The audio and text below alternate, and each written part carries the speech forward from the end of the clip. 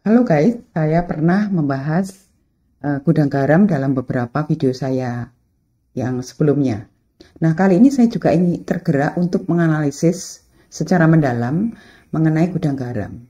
Bagaimana kondisi saat ini, bagaimana tantangan ke depan dan solusi-solusi yang mungkin bisa ditawarkan untuk mempertahankan bisnis tersebut. Gudang garam dengan kode GGRM adalah salah satu emiten besar di Bursa Efek Indonesia yang dikenal sebagai produsen rokok terkemuka. Nah, saya sudah membahasnya seperti tadi saya sampaikan di depan, mungkin ada 3 kali ya, 1 tahun atau 2 tahun yang lalu. Nah, tetapi waktu itu beberapa orang berkomentar dengan cukup marah begitu ya. Mereka mengatakan bahwa GGRM itu terlalu kuat untuk tumbang. Nah, sekarang mari perhatikan bagaimana harga sahamnya selama 5 tahun terakhir. Kelihatan bahwa harga sahamnya terus-menerus turun. Nah, saat itu pun saya sudah mencoba menawarkan beberapa solusi, tetapi rupanya belum sampai kepada manajemen. Dalam beberapa tahun terakhir ini, tantangan di sektor industri rokok itu memang sangat ketat. Terkait dengan regulasi yang memang cukup ketat, kenaikan cukai, kemudian perubahan-perubahan preferensi konsumen yang memang sudah nampak beberapa tahun terakhir ya. Dan ini telah menekan kinerja keuangan dari GGRM. Harga saham GGRM juga mengalami tekanan, mencerminkan kekhawatiran pasar terhadap prospek bisnisnya. Nah, mari kita lihat bagaimana kinerja keuangan GGRM. Analisa saham GGRM per kuartal dalam periode 2020 sampai 2024 oleh kanal YouTube Dr. Juniarti AK. Harga sahamnya turun dari harga 60 ribuan menjadi 12 ribuan atau sudah turun 80%. Ini tentu saja penurunan yang luar biasa. Sempat naik dalam beberapa momen tetapi dengan cepat kembali turun. Kemudian kita lihat total asetnya. Memang benar atau kenaikan total aset tetapi bisa dibilang tipis sekali. Di tahun 2020, total asetnya antara 76 sampai 79 triliun, kemudian naik menjadi 85 triliun sampai 93 triliun dengan kecenderungan turun dalam 2 kuartal terakhir. Ekuitas juga naik tipis saja, ini adalah efek dari investasi di sektor bandar udara. Yang menarik adalah liabilitasnya stagnan cenderung turun tipis dan pendapatan atau revenue-nya turun. Artinya aset turnover-nya atau kemampuan aset menghasilkan penjualan turun. Bisa dikatakan efisiensi operasionalnya turun, utilitas asetnya turun. Memang terlihat aset tetapnya juga turun, artinya memang ada indikasi ada pelepasan aset tetap perusahaan, tetapi jumlahnya tidak cukup signifikan. Nah, bagaimana prospek bisnis dari gudang garam ke depan? Kita tahu bahwa secara industri rokok ini memang mengalami penurunan yang cukup tajam. Hal ini karena memang peraturan yang semakin ketat di satu sisi dan kemudian di sisi lain juga kita melihat bahwa tren untuk hidup sehat itu makin kuat, apalagi pasca pandemi. Kemudian memang ada juga produk-produk substitusi yang itu juga menekan industri rokok secara umum, rokok tradisional gitu ya. Mengapa kita tidak boleh mengabaikan tren negatif? Karena di akhir fase itu bersifat sangat logaritmik. Artinya penurunan bisnis ini bisa sangat tajam dan tidak bisa lagi diselamatkan oleh perusahaan. Jadi apa yang sebaiknya dilakukan dalam tempo yang singkat ini gitu ya? Atau yang segera perlu diambil tindakan? Yang pertama adalah gudang garam perlu melakukan identifikasi aset yang tidak produktif. Seperti misalnya komplek perumahan karyawan yang tidak terpakai, lalu fasilitas produksi, gudang, dan aset infrastruktur lain yang tidak mendukung bisnis inti. Itu perlu dilihat. Yang berikutnya adalah penjualan aset non-inti.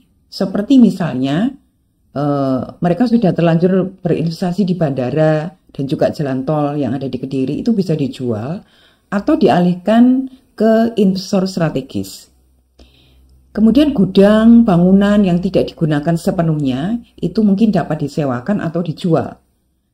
Yang berikutnya adalah gudang garam perlu melakukan optimisasi dari infrastruktur produksi. Nah, konsolidasi pabrik untuk meningkatkan utilisasi kapasitas sambil menutup atau menyewakan beberapa fasilitas pabrik lainnya yang tidak perlu atau yang tingkat penggunaannya itu rendah, itu akan sangat membantu untuk gudang garam mengurangi beban-beban yang tidak perlu. Nah, tetapi memang tidak langkah tersebut belum cukup. Ada langkah lanjutan yang lebih merupakan tindakan yang strategis. Langkah-langkah itu meliputi misalnya jajaki segmentasi pasar yang selama ini belum dimasuki oleh produk-produk gudang garam. Gudang garam itu besar pada budaya merokok 50 tahun yang lalu. Sangat mungkin preferensi konsumen berubah dan tentu margin laba jenis tertentu juga akan berubah. Yang berikutnya perlu melakukan diversifikasi tembakau alternatif. Investasi pada rokok elektronik dan heated tobacco yang memiliki peluang pasar di segmen premium itu perlu dipertimbangkan. Yang berikutnya adalah di era digitalisasi ini gudang garam juga perlu melakukan digitalisasi operasi. Mengadopsi teknologi AI atau IoT itu akan meningkatkan efisiensi produksi dan juga distribusi. Sebelum membahas lebih lanjut, saya ingin menjabarkan fakta saat ini bahwa bisnis konglomerasi itu sudah mulai ditinggalkan. Suka atau tidak suka, faktanya berbicara demikian. Berikut ini ilustrasi faktanya. Pada tahun 1990-an, industri elektronika Jepang itu mengalami puncak kejayaan. Perusahaan seperti MEC dan Toshiba itu memiliki bisnis yang sangat terintegrasi, dari manufaktur hingga produk akhir. Nah, konsep konglomerasi ini sebelumnya dianggap efektif karena dapat menekan biaya produksi.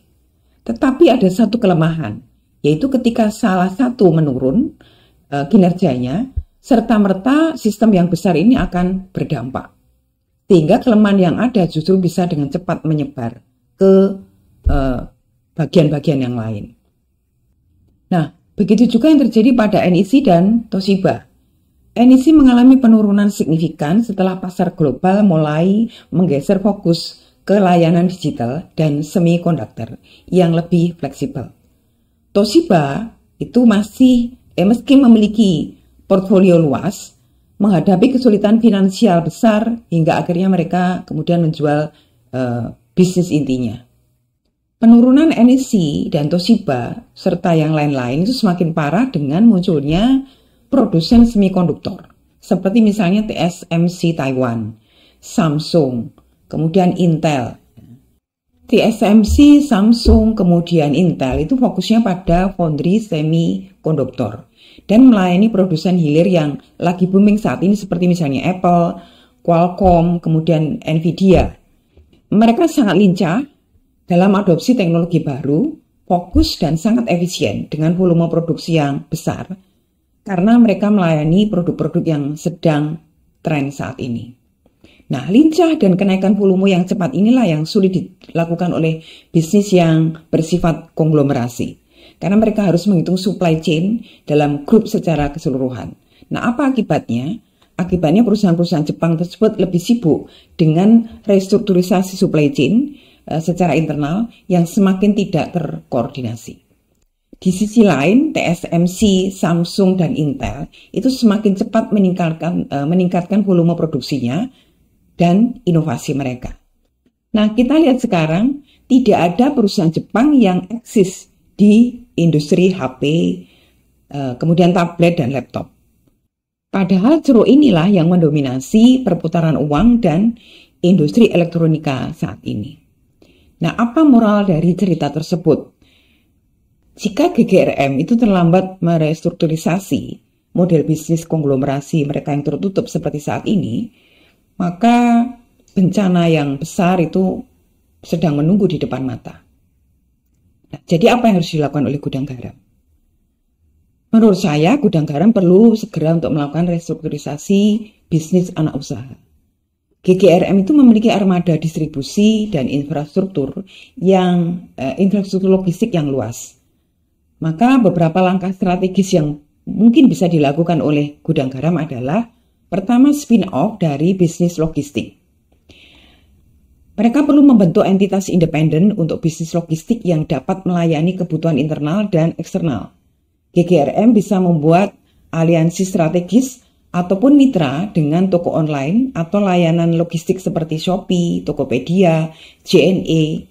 Nah, gudang garam juga bisa melakukan akuisisi pada perusahaan logistik yang potensial dan sudah kuat di pasar logistik. Tindakan yang sama itu juga bisa dilakukan pada pabrik kertas kemasan supaya ketika peminatan internal turun, maka pabrik kemasan ini bisa tetap eksis dan dengan melayani customer-customer dari luar. Atau bahkan bisa saja pabrik tersebut itu dijual jika supplier lain itu lebih kompetitif. Selanjutnya dari aksi korporasi strategis. Setelah anak usaha direstrukturisasi, kemungkinan aset tetap akan berkurang. Di sisi lain perusahaan itu akan mungkin mengalami kelebihan likuiditas. Jadi perlu membuat perencanaan investasi bisnis yang saat ini sedang berkembang pesat. Seperti misalnya telekomunikasi, data center, dan sebagainya. Nah, itu bisa dilakukan dengan melalui sebuah aliansi strategis, kolaborasi dengan perusahaan logistik besar untuk memperluas layanan dan efisiensi. Atau bisa juga melakukan akuisisi bisnis yang mapan. Akuisisi perusahaan dengan pendapatan stabil di sektor logistik, energi, atau utilitas itu perlu dipertimbangkan oleh gudang garam. Gudang garam bisa belajar dari Salim Group saat mereka masuk ke saham DCI dengan modal nama besar. Nah, sepertinya Salim Group mendapatkan banyak cuan itu dari positioning yang bagus dan juga cuan dari bisnis data center yang sebetulnya bukan bisnis utama mereka. Tentu aksi korporasi tersebut membutuhkan pendanaan. Nah, oleh karena itu gudang garam juga terbuka untuk melakukan right issue. Melakukan penggalangan dana melalui right issue. Dengan kepercayaan investor yang masih kuat yang dimiliki oleh gudang garam saat ini, maka gudang garam dapat melakukan right issue untuk menggalang dana guna membiayai akuisisi dan pengembangan bisnis mereka. Dana dari right issue juga bisa dipakai untuk memperbaiki neraca keuangan dengan menurunkan utang mereka, dan sebagian juga untuk investasi di bisnis baru yang memiliki prospek jangka panjang. Nah, GGRM juga bisa belajar dari Prayogo Pangestu yang menginisiasi brand sebagai perusahaan energi terbarukan.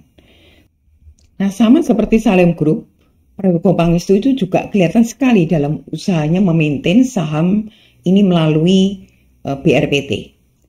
Aksi-aksi akumulasi sebelumnya memancing pasar ini kemudian untuk ikut nama besarnya. Ya, beginilah kondisi bisnis zaman sekarang yang tidak bisa lagi hanya mengandalkan laba operasional. Zaman sudah berubah, pasar modal juga sudah berubah. Saat ini tidak bisa dipungkiri bahwa investor retail itu begitu mendominasi transaksi harian. Hal ini juga menjadi pro kontra dan perdebatan panjang, tetapi faktanya bahwa beberapa konglomerasi pun rajin muncul di media sosial dalam format podcast. Apa yang dilakukan? Flexing saham. Nah, sulit dibuktikan tetapi itu bisa dirasakan. Lihat bagaimana rekam jejak saham dari Avia, SRTG, dan lain-lainnya. Nah, apa kesimpulan dari semua yang tadi saya paparkan?